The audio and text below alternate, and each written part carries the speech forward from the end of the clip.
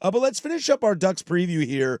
And plain and simple, I wanted to kind of wait to go through the schedule. Tyson Alger joined us in the first hour. If you missed any of that, you can check that on all the podcasts, wherever you get your podcasts, including 1051thefan.com.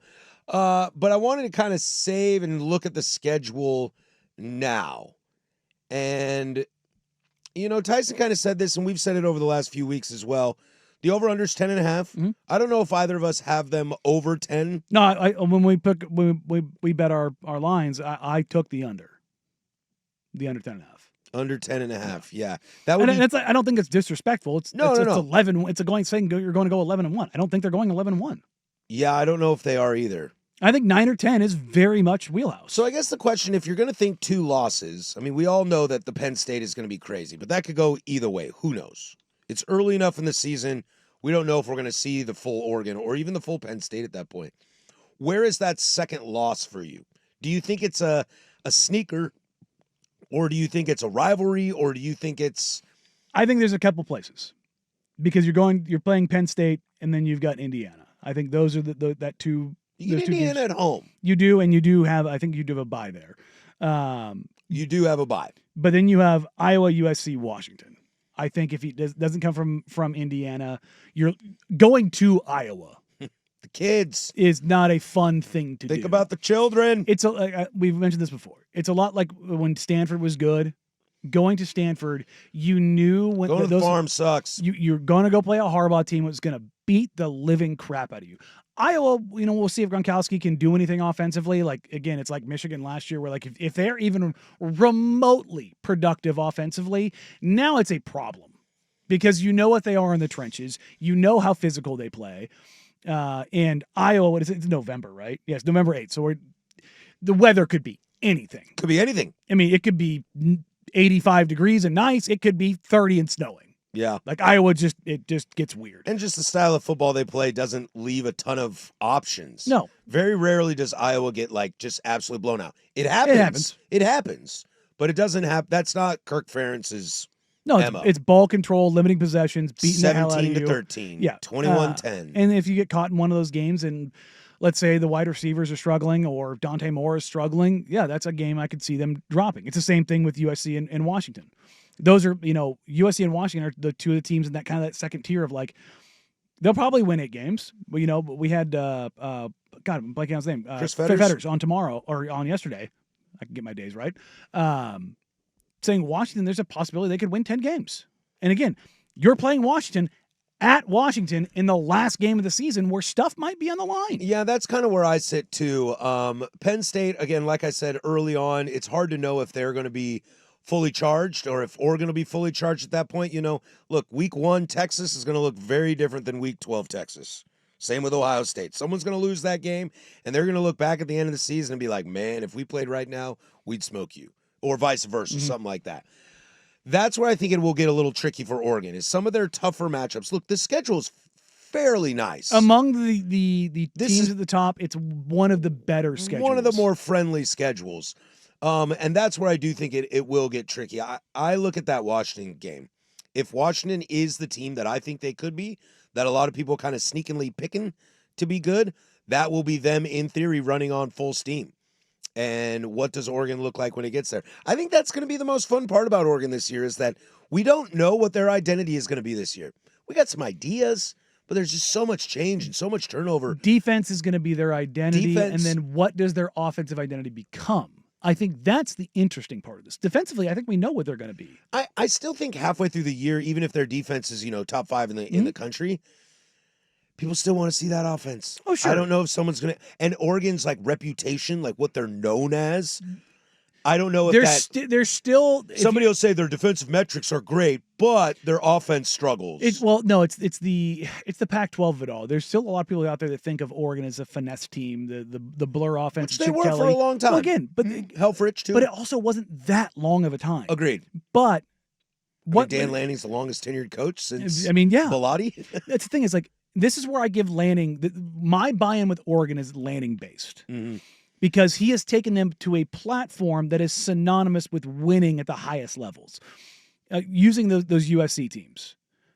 Everybody always wants to talk about Reggie and Leinart and Lendale and Jarrett and all that kind of stuff. their defense was the best defense in the country. Alabama, they had the best defenses in the country. Georgia had the best defense in the country. Always, yeah. That's like, you win. Yes, you have to have semblance of offense. So, we had Bartu on last week. He was talking about teams you have to rate in the top 3 in net rating in both offense and defense. By the end of the year, Ohio State's defense last year was nasty. Very nasty. Absolute filth. And Oregon has the potential and the capacity to be a nasty defense. They've got the thing that they didn't have for years on either side of the ball was size. They have size in the trenches. Well, offensive line has been built over years. I know they're putting a lot of new guys in this year, but that identity of the offensive line has been built. Have you seen Isaiah World? No. He is 6 foot. Never met the guy. No, just watch the walk. I'm saying just watch the practice walkout clips. Mm-hmm. He's 6'8", 330. That's a big boy. He's huge. Manuel Pregnon, the USC transfer, is 6'4", 315. They are enormous. Mateo is a beast. He is freaking huge. That is the thing. The landing effect is, it's not just getting good players, it's getting the good players with the freakish size. Right. That's the thing that the Michigans, the Ohio States, the Alabamas, the Georgias, when USC had it, when Notre Dame has it, everybody talks about, Notre Dame, they couldn't throw the ball. Riley Leonard will be like, go look at their trenches.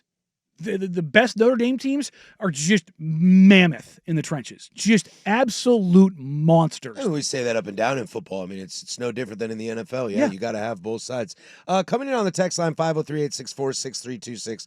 4 teams have buys the week before they play Oregon. Yeah, Penn State. I keep forgetting that. Penn State has them on a bye. Coming into the whiteout. I keep forgetting that. Look, the Penn State game, I'm going to take that out of the discussion. I think there's just too many variables. It's too hyped. It's early in the season. The one thing is, it is early in the season. Yeah. Because I think the whiteout game whoever loses that game, we'll have Tyson on that week, as we will every single Wednesday in Talk Ducks. It would take a Georgia drubbing.